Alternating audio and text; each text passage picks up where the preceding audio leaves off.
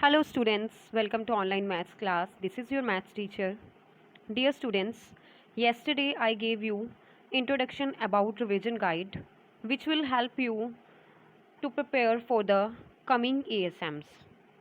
So starting from unit 1, you can see on the screen revision guide is given to you for unit 1. For this you can refer SB18 from your supplementary book. So I am giving you 5 seconds to open that. It's 5, 4, 3, 2, 1. I hope all of you have opened the page. So for today, we shall only revise chapter number 1 of unit 1, that is rational numbers. अब इस chapter में mainly आपने क्या क्या study करना है और उसके लिए आप एनसीईआरटी बुक का कौन सा पेज कौन सा क्वेश्चन और लीड सप्लीमेंट्री बुक का कौन सा पेज कौन सा क्वेश्चन रेफर कर सकते हो वो आपको इस रिविजन गाइड में मिलेगा. First topic to be prepared is properties of rational number. आपको पता होना चाहिए कि रैशनल नंबर की प्रॉपर्टीज़ कौन सी हैं और इस कॉलम में एनसीईआरटी के वही पेज वही एक्सरसाइज वही क्वेश्चंस को आपने रिवाइज़ करना है और सप्लीमेंट्री बुक में से ये जो क्वेश्चंस दिए आपने ये रिवाइज़ करने हैं. जब ये आप रिवाइज़ कर लोगे then you will mark a tick in this box. Second topic आपका जो होना चाहिए वो होना चाहिए representation of rational numbers on number line. आप नंबर लाइन के ऊपर रैशनल नंबर्स को कैसे रिप्रेजेंट करते हो, this is the second important topic and you have to revise these from NCERT book and lead supplementary book. And the last topic would be rational numbers between other two rational numbers.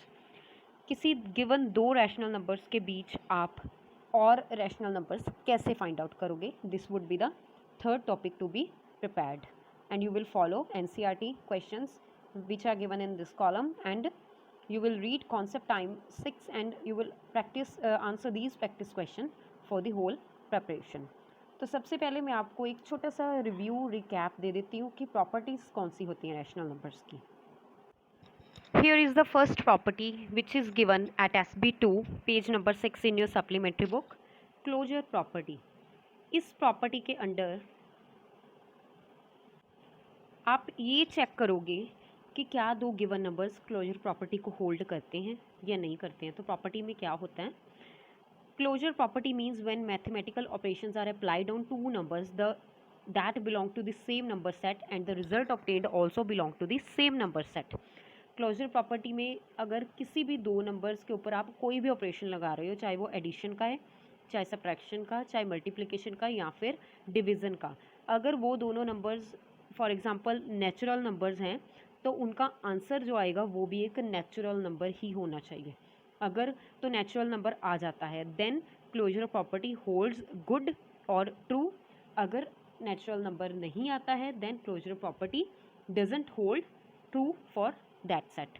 ऐसे ही आप अगर कोई भी दो whole numbers लेते हो या फिर दो इंटीजर्स लेते हो या फिर आप दो रैशनल नंबर्स लेते हो तो यहाँ पे इस टेबल से आप फाइंड आउट कर सकते हो कि क्लोजर प्रॉपर्टी किस किस केस में ट्रू होल्ड कर रही है.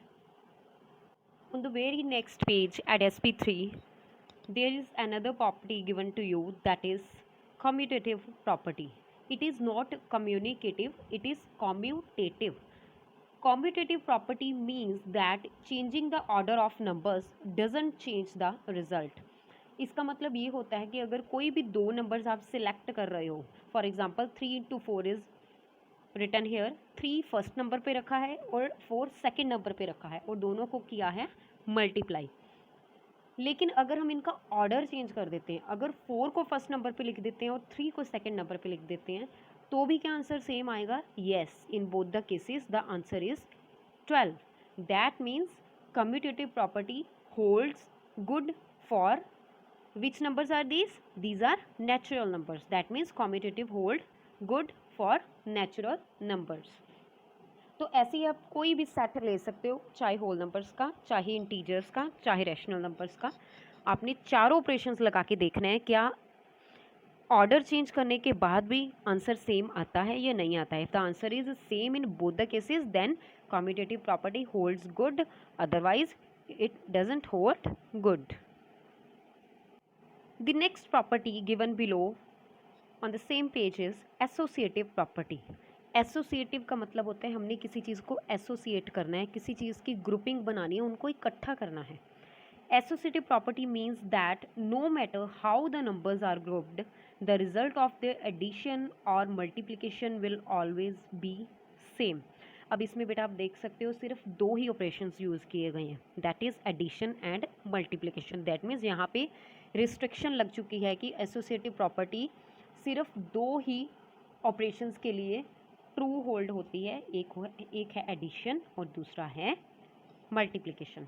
तो एसोसिएटिव प्रॉपर्टी का मतलब ये होता है कि अगर हमारे पास तीन नंबर्स हैं, for example you can see here three numbers are given to you 1, 3 and 4। तो हम तीनों को इकट्ठा कैसे ऐड करेंगे? पहले हम किसी दो को ऐड करेंगे और उसके टोटल सम में हम तीसरा नंबर ऐड करेंगे। सिमिलरली मल्टीप्लिकेशन में भी होता है, पहले हम दो नंबर्स को मल्टीप्लाई करते हैं। फॉर एग्जांपल यहाँ पे आप देख सकते हो 4 × 2 8, then I will multiply 8 by 3, that is 8 3 ज़ार 24। लेकिन आपने एसोसिएशन किस साइड से स्टार्ट करनी है, whether you are going to start the association from right hand side और left hand side.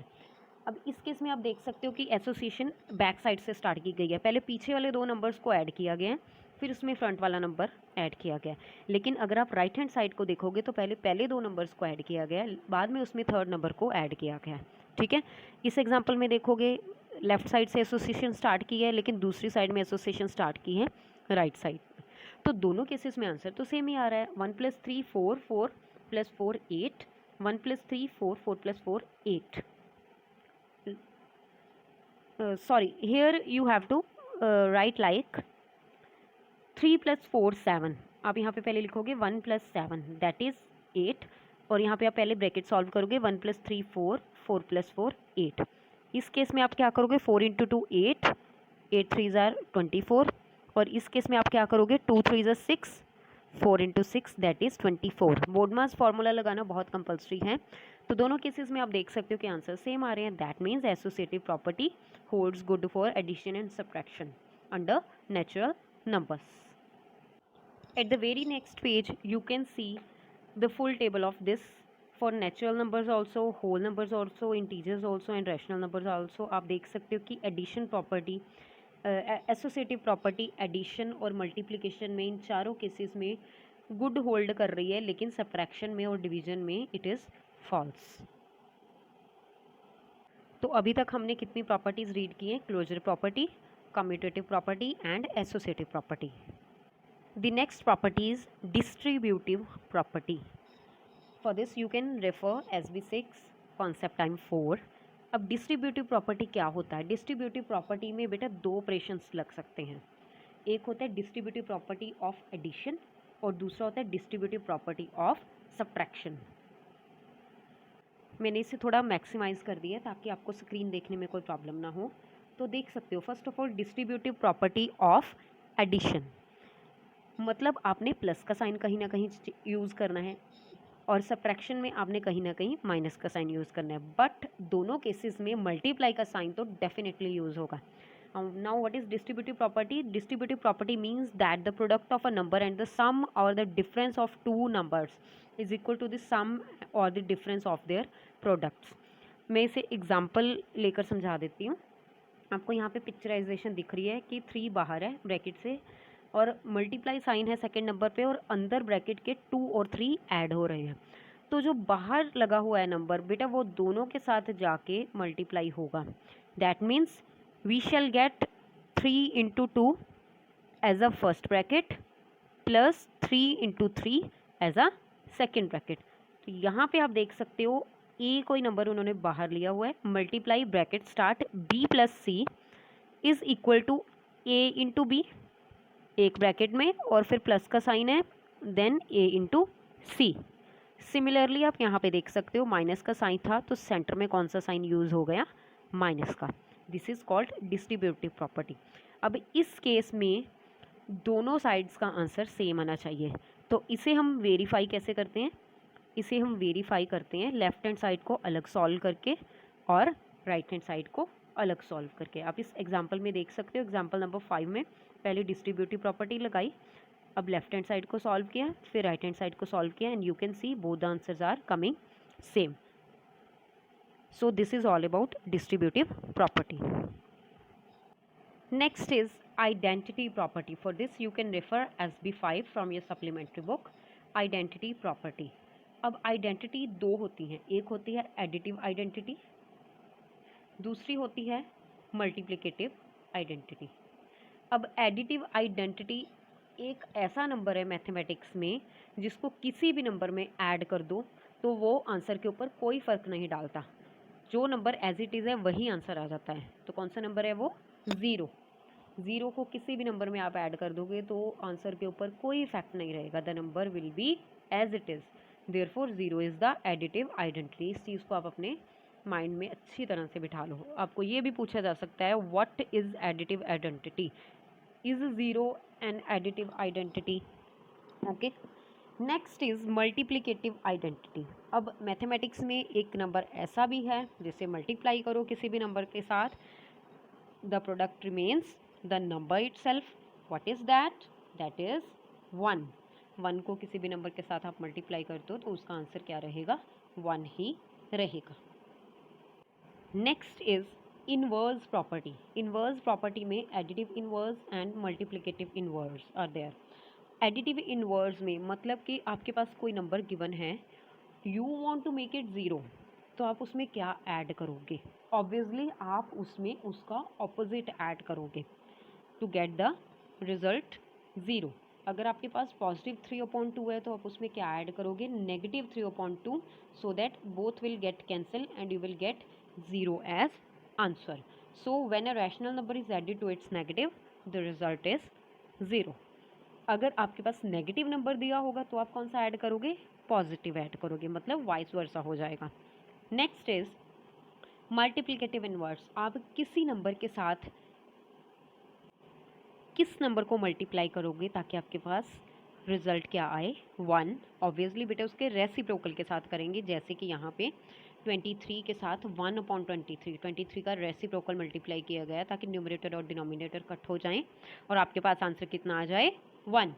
So when a rational number apart from 0 is multiplied to its reciprocal, the result is 1. So it was all about inverse property. Our next topic is representation of rational numbers on number line. For this you can refer SB8 concept time 5. यहाँ पे एक example दी हुई है, ठीक है, आप इसे go through कर सकते हो, बट मैं आपको इसकी की टर्म्स बता देती हूँ कि आपने जब किसी भी रैशनल नंबर को एक्सप्रेस करना है नंबर लाइन पे तो आप कैसे करोगे। But students, before sharing key terms, first of all you can have a recap of representation of rational numbers on number line through this video. Rational numbers on the number line. Hello students, previously we learned how to represent natural numbers, whole numbers and integers on the number line. In this video, we will learn how to represent rational numbers on the number line. So, before moving ahead, let's understand what rational numbers are. Rational numbers are numbers that can be written as P upon Q, where P and Q are integers and Q is not equal to 0. For example, -3/5 is a rational number. Now that you have some understanding of rational numbers, let's learn how to plot them on the number line. As an example, we will plot 2/3 on the number line. As it is a positive number, it should lie to the right of 0. Our next task is to find the closest integers between which the rational number lies. We can see that 2/3 is a proper fraction. So, it will lie between 0 and 1. To plot our rational number, let's divide the integers into as many parts as the denominator. In our case, the denominator is 3. So we will divide the integers into 3 parts. Now, from 0, let's jump to the right and locate 2/3 on the number line. Yes, we found it. Now, let's see how to plot a rational number which is an improper fraction. For example, negative 9 by 4. As this is a negative number, it should lie to the left of 0. To plot negative 9 by 4 on the number line, let's convert it into a mixed fraction. Doing this will help us identify where it lies on the number line. So, negative 9 by 4 can be written as negative 2 1 by 4. Thus, the number should lie between negative 2 and negative 3. For 1 by 4, we will divide the integers into 4 parts and plot the number from the left of negative 2. Yes, negative 2 1 by 4 lies here. Now we have a good understanding of how to plot rational numbers on the number line.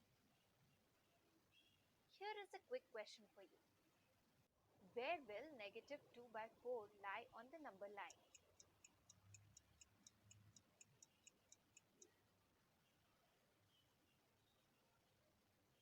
This rational number is a proper fraction with a negative sign. So it will lie to the left of 0 between negative 1 and 0. This is where it should be.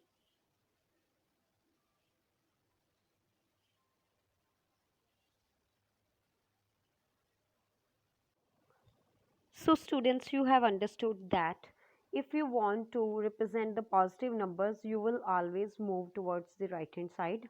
But if you want to represent the negative rational numbers, then you have to move towards the left hand side of the 0, because 0 is neither positive nor negative. Further, if you want to represent proper fraction, then you have to always show this interval 0 and 1, because all proper fractions lie, all positive proper fractions lies between 0 to 1, and all negative fractions, proper fractions lies between 0 to -1. But for the improper fraction, first of all you have to change it into the mixed fraction to come to know in which interval it would lie. Now next topic is rational numbers between other rational numbers. अगर हमारे पास दो rational numbers दिए हुए हैं तो उसके बीच हम कितने रैशनल नंबर्स फाइंड आउट कर सकते हैं, जितने पूछे गए हैं, और किस मेथड से कर सकते हैं. There are two methods. First method is common denominator method and second method is average mean method. For common denominator method you can refer SB9. इस मेथड में बेटा क्या होता है, सबसे पहले जो भी दो नंबर्स आपको दिए गए हैं, I am going to maximize the screen here. आप देख सकते हो कि दोनों नंबर्स का जो डिनोमिनेटर है दैट इज डिफरेंट. तो सबसे पहले इन दोनों नंबर्स का LCM ले लिया जाएगा और इनके डिनोमिनेटर्स को सेम किया जाएगा.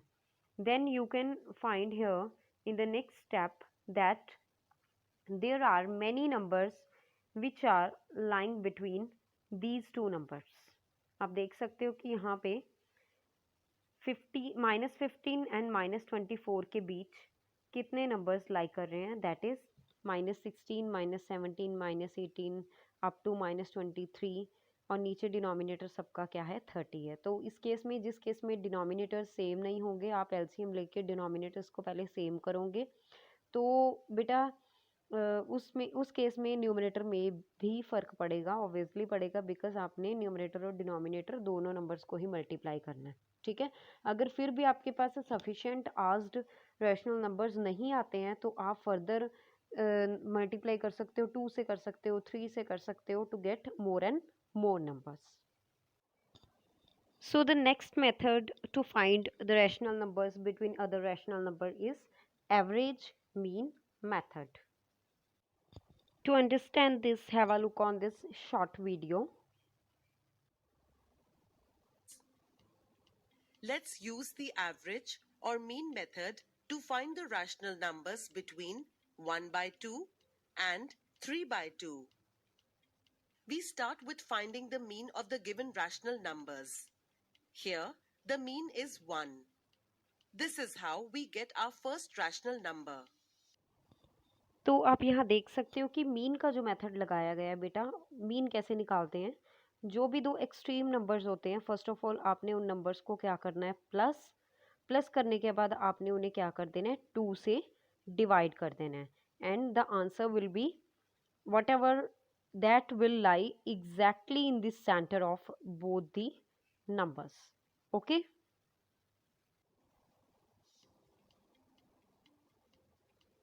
We can find the second rational number by finding the average of the answer from the previous step and any one of the original rational numbers.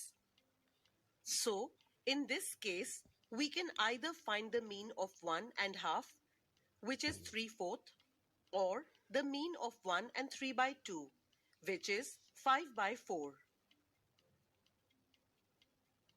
On plotting the numbers on a number line, they come in between half and 3/2. We can use the average method to go on finding the average of two rational numbers to find a new rational number. This shows that there are infinite rational numbers between any two given rational numbers. Thank you. Happy learning. So students, in this way today we have completed a short revision of chapter number 1, rational numbers, in which we studied properties, representation, and how to find rational numbers between other rational numbers. That's all for today. Tomorrow we shall continue the revision of chapter number 16, playing with numbers. तो आज आपने बहुत अच्छी तरह से इस chapter number 1 की NCERT book और लीड सप्लीमेंट्री बुक में से रिवीजन करनी है. That's all for today. Happy learning.